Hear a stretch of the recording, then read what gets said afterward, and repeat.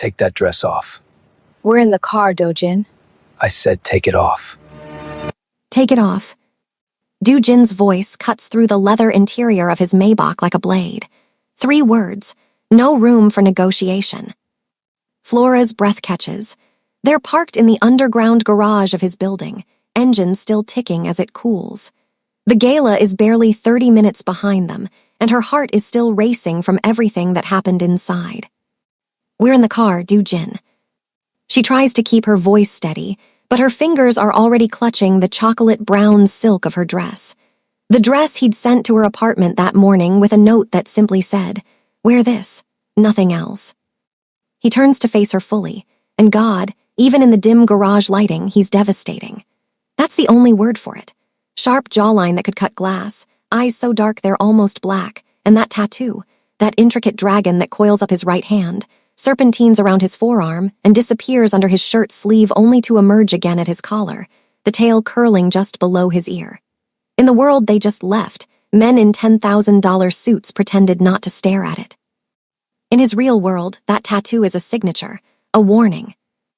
I said, his hand reaches across the center console, fingers grazing her knee. Take it off. Flora's hand trembles as it moves to the zipper at her side. The metallic sound seems impossibly loud. She pulls it down 1 inch, 2 inches. Then, but I'm getting ahead of myself. See, to understand why Flora Kim is sitting in a car with the most dangerous man in Seoul, about to strip out of a $5,000 dress, you need to understand how we got here. And trust me, the story is so much messier than you think. Flora had always believed in fairy tales, which is ironic, considering her job was to create them for other people. "Ms. Kim, the orchids you requested are here," her assistant Mina called from the studio entrance. Flora looked up from the seating chart she'd been arranging for the H-Wang wedding. Old money marrying older money, the kind of event where one wrong fork placement could end a family alliance. Her company, Ever After Events, had built its reputation on perfection. 3 years of 18-hour days, maxed-out credit cards, and surviving on convenience store kimbap had finally paid off. Now she planned weddings for chaebols, celebrities, and politicians. She built this, all of it from nothing. Perfect. The ceremony is in 6 hours, and Mrs. H. Wang specifically wants them arranged in the traditional style, so. The door chimed again. Flora glanced up, already preparing her, "We're closed for a private event," smile. Then she forgot how to breathe. The man in her doorway wasn't just handsome. Handsome was for actors and idols. This was something else entirely. Tall, easily 6'2", with shoulders that filled out his black suit in a way that suggested the body underneath was earned, not bought. Black hair swept back from a face that belonged on a Roman coin, all sharp angles and strong lines. And that tattoo. The dragon's head started on the back of his right hand, mouth open, breathing ink-black fire up his arm. Even in her doorway, even in daylight, he looked like he'd stepped out of shadows and might dissolve back into them at any moment. "We're actually closed," Flora started. "I need a wedding planner." His voice matched everything else about him. Deep, controlled, the kind of voice that didn't ask, it stated. Flora's professional smile clicked into place. "Of course, if you'd like to schedule a consultation, we could." "Now." 1 word, flat, final. Mina had disappeared into the back room with the speed of someone who developed excellent survival instincts. Smart girl. Flora's smile tightened. "I'm afraid I have a wedding in 6 hours that requires my full attention, but if you leave your contact information." He pulled out his phone, tapped something, and Flora's phone buzzed in her pocket. She ignored it. Rude clients got the assistant treatment, no matter how well they wore a suit. "Check it," he said. "Sir, I really don't." "Check it." Something in his tone made her pull out her phone. A bank transfer notification. She stared at the number, then counted the zeros again because surely she'd miscounted. 50 million won. Just sitting in her account, just like that. She looked up slowly. "What is this?" "A consultation fee." He stepped fully into her studio, and Flora's space suddenly felt smaller. "I'm told you're the best. I need the best." "For a wedding." Eventually, His eyes, so dark they were almost black, fixed on her with an intensity that made her skin prickle. "First, I need you for something else." Flora should have said no, should have transferred the money back, should have called security. Instead, she heard herself say, "What kind of something else?" The corner of his mouth lifted, not quite a smile, something more dangerous. "My club is opening next week. I need an event that makes people forget it's attached to my name." Flora knew exactly who he was now. She'd been too flustered to place him immediately, but the club, the tattoo, the casual way he threw around 50 million won, it clicked into place like a key in a lock she hadn't known was there. Park Do-jin, owner of 7 nightclubs across Seoul, and everyone knew what quotes around nightclubs meant: underground gambling, money laundering, the kind of business where people who asked too many questions stopped asking anything at all. "I plan weddings, Mr. Park, not club openings." "You plan dreams, Miss Kim." He'd moved closer, and she could smell his cologne now, something dark and expensive, cedar and smoke. "You take what people want and make it real. That's what I need. One night where everyone forgets who I am and just sees what I want them to see." "And what's that?" "Legitimate." The word hung between them like a confession. Flora should have walked away. She had a waiting list 6 months long. She didn't need his money or his danger or the way his eyes seemed to see straight through every professional wall she'd built. But there was something else in his expression, something that looked almost like hope. "One event," she heard herself say, "and then we're done." His smile widened a fraction. "Of course." That was 6 months ago. They weren't done. Not even close. The club opening had been perfect. Flora had transformed his space into something that belonged in Monaco or Dubai, all white marble and gold accents, champagne fountains and aerial silk performers. The guest list read like a who's who of Seoul's elite, and by the end of the night, 3 major investors had approached Do-jin about business opportunities. He'd paid her triple her fee, then asked her to plan the anniversary party for his casino in Gangnam, then the grand opening of his restaurant in Itaewon. And somehow, between the events and the planning meetings and the late-night phone calls about whether gold or silver accents better conveyed trustworthy luxury, something had shifted. "You're working for him again," Mina had asked 3 months in, her voice carefully neutral as she organized Flora's calendar. "He pays well," Flora said, not looking up from her tablet. "He's dangerous. He's a client." "Flora." "Mina." Flora finally met her assistant's eyes. "I grew up in a basement apartment in Nowon. My mother cleaned offices until her hands bled. I built this company from nothing, and I'm not going to apologize for taking money from someone who actually pays his bills on time." It wasn't the whole truth, but it was enough of it to make Mina drop the subject. The whole truth was more complicated. The whole truth was that Do-jin looked at her like she was the only real thing in a world of illusions. The whole truth was that somewhere between the 3rd event and the 4th, they'd stopped talking about business and started talking about everything else. His childhood in Busan before his father died and left him the family business. Her dreams of opening a wedding venue of her own someday, something intimate and perfect. The books they'd both read. The music that made them feel less alone. The whole truth was that 4 months into their professional relationship, he'd kissed her in his office after an event, and she'd kissed him back, and neither of them had pretended to be surprised. "This is just physical," he'd told her afterward, his thumb tracing her collarbone. "I can't offer you more than this." "I'm not asking for more," she'd lied. Because the thing about Do-jin was that he was 2 completely different people. There was the man the world saw cold, calculating, dangerous. The one with the dragon tattoo and the reputation that made politicians sweat.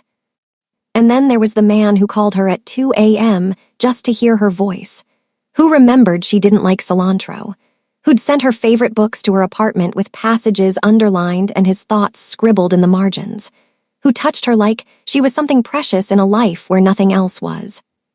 That man she was falling in love with.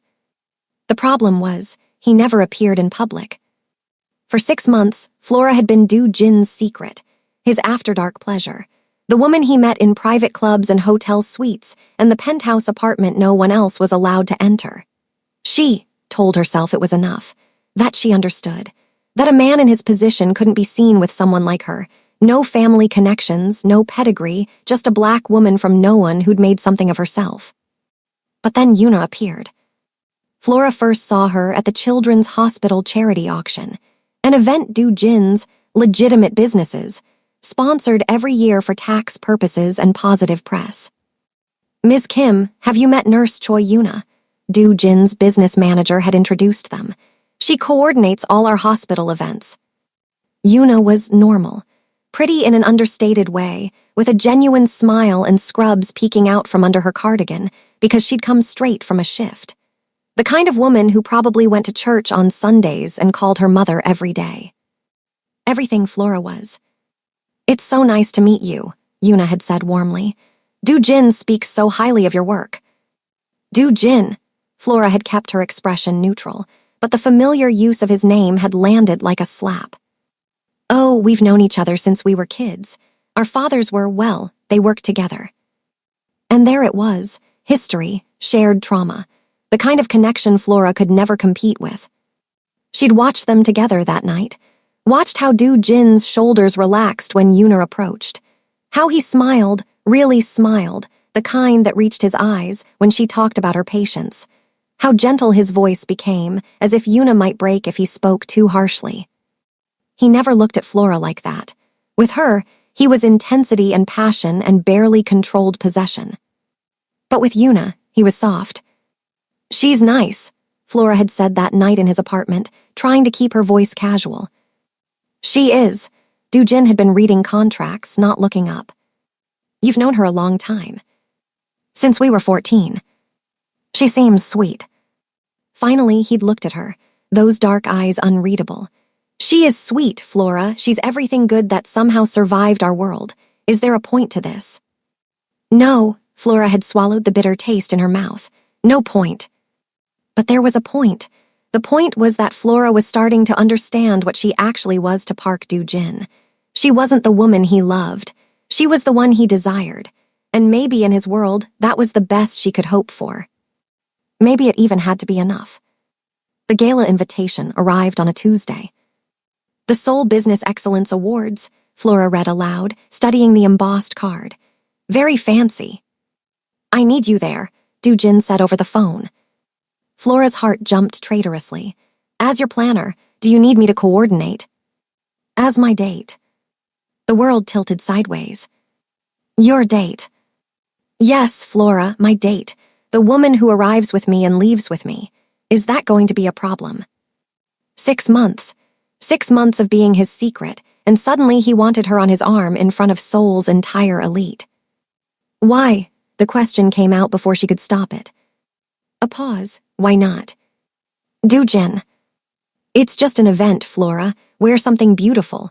I'll send a car at 7. He hung up before she could ask any of the 1,000 questions spinning through her mind. Mina found her 10 minutes later, still staring at the invitation. That's the Business Excellence Awards, her assistant said. Everyone will be there. The Kims, the Lees, probably even the mayor. Flora, what's going on? He asked me to go with him. Publicly. Mina bit her lip. Is that good? Flora wished she knew. The dress arrived the morning of the gala. Chocolate brown silk that poured through her fingers like water, with a neckline that would make people stare and a fit that would make them remember. The note was simple, wear this, nothing else. DJ. Flora touched the fabric and tried to ignore the voice in her head that whispered, he's claiming you, in public. Finally. She should have been happy. So why did it feel like standing on the edge of a cliff? Yuna called that afternoon. Flora, hi, it's Yuna from the Hospital Foundation. Oh, hi. Flora cradled the phone between her shoulder and ear while applying her makeup. I just wanted to give you a heads up. I'll be at the gala tonight, representing the hospital. I know Du Jin will be there too, and I thought, well, it might be awkward if we're all surprised to see each other. All as if they were a unit, a triangle. That's thoughtful, Flora managed. I'll see you there. After she hung up, Flora stared at her reflection. The dress fit perfectly. Her makeup was flawless. Her hair fell in soft waves that had taken her stylist 2 hours to perfect. She looked like she belonged in Jin's world. So why did she feel like an imposter? The Shilla Hotel ballroom glittered like a jewelry box. Crystal chandeliers, champagne towers, men in tuxedos, and women dripping in diamonds. Old money talked to new money, while political power brokers worked the room with practiced smiles. Flora stepped out of Jin's Maybach, and every careful breath she'd rehearsed in the car evaporated.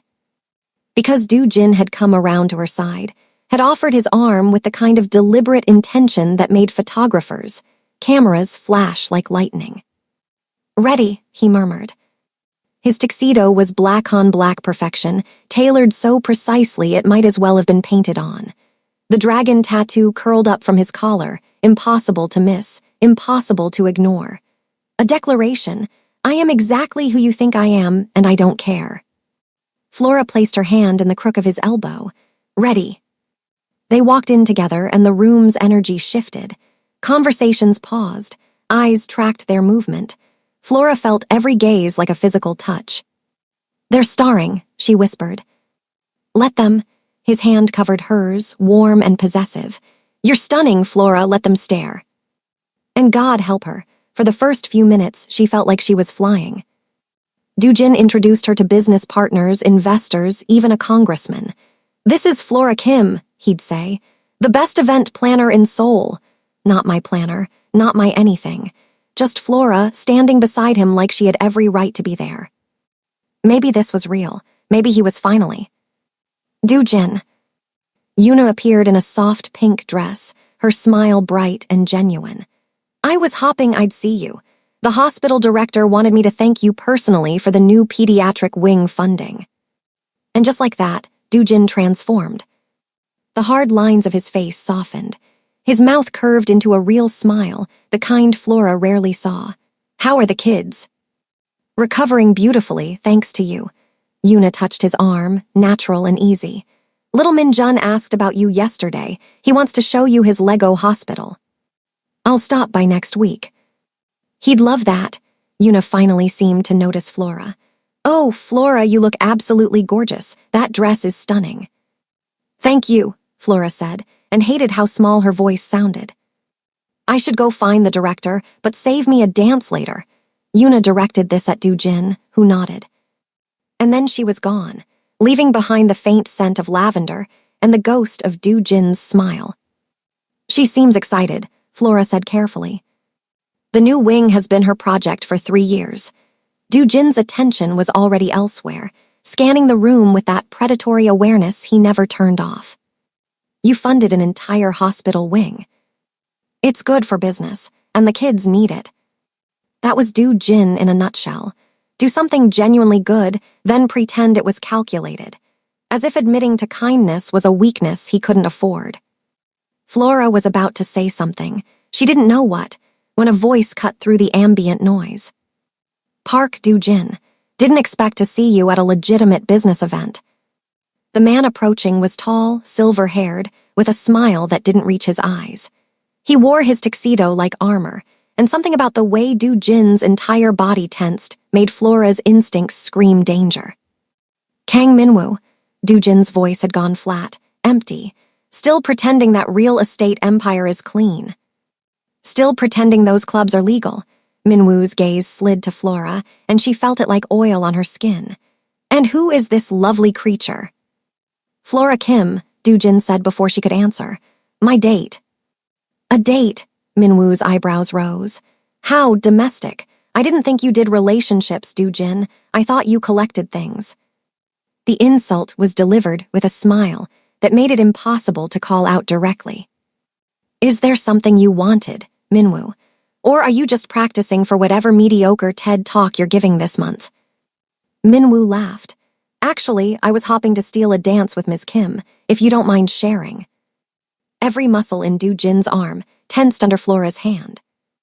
"I don't share," Jin said quietly. "Surely one dance won't hurt. Ms. Kim looks like she could use a break from such intense company." Minwoo extended his hand to Flora. "What do you say? Let's show them how civilized people behave." It was a trap. Flora knew it was a trap.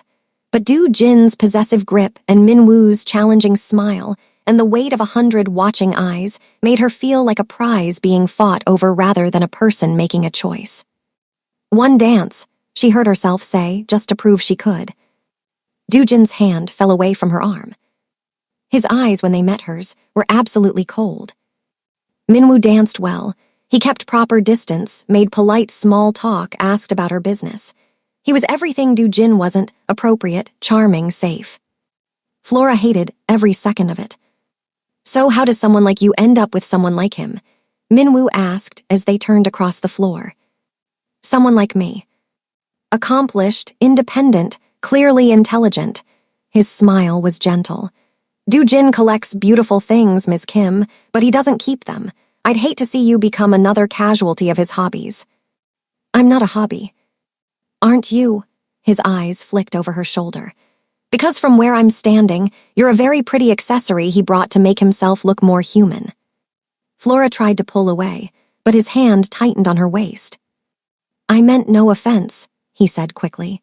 I'm just saying, if you ever need an exit strategy, I'm happy to help. My real estate firm is always looking for good event planners. Someone with your talents could go far with the right connections. I have connections. Do you? Or do you have a man who keeps you hidden until it's convenient to show you off? The words hit harder because they echoed her own fears. The song ended. Minwoo released her with a small bow. Think about it, Ms. Kim, my card. He pressed an embossed business card into her palm and walked away. Flora turned to find Du Jin. He was standing exactly where she'd left him, a glass of whiskey in his hand, watching her with eyes like black ice. And for the first time since she'd met him, Flora was afraid. We're leaving. Du Jin's hand closed around her upper arm, not painfully but firmly, unquestionably. Du Jin, the event isn't. Now. He guided her through the ballroom with a kind of controlled intensity that made people step aside instinctively. Flora's heart hammered against her ribs. She caught Yuna's concerned gaze across the room, but then they were in the hallway, then the elevator, then the underground garage. The Maybach's door closed behind her with a heavy thunk, sealing them in leather and silence. Du Jin got in the driver's side, started the engine, said nothing. The silence stretched like a blade between them. He was just being polite, Flora finally said. Polite? Du Jin's laugh was ugly. Is that what you call it when my business rival circles you like a shark? A dance, Du Jin. It was one dance. You let him touch you. We were dancing. Everyone in that room saw you choose him over me. Flora stared at him. Choose him. He asked me to dance, and I said yes because I'm not your property. Du Jin's hands tightened on the steering wheel. The dragon on his hand seemed to writhe in the dashboard light. That's what this was about, wasn't it? Flora's voice rose. You wanted everyone to see me with you, to know I'm yours. But the second I show any independence, any sign that I'm a person and not just an accessory. Take it off. The words cut through her rising anger like a knife. What? The dress. Du Jin turned to face her fully, and his eyes were black fire. Take it off. We're in the car, Du Jin. I said take it off. And there it was, the real reason, the truth beneath the jealousy. He wanted to possess her, completely, mark her, remove the dress that Minwoo had seen, that other men had admired, and replace it with his claim. Flora's hand moved to the zipper at her side. Part of her wanted to refuse, to make a point, to prove she wasn't his to command. But a larger part, the part that had been his for months now, wanted to give him what he needed. Her hand pulled the zipper down, 1 inch, 2 inches. Then her phone rang. Du Jin's phone rang at the same moment.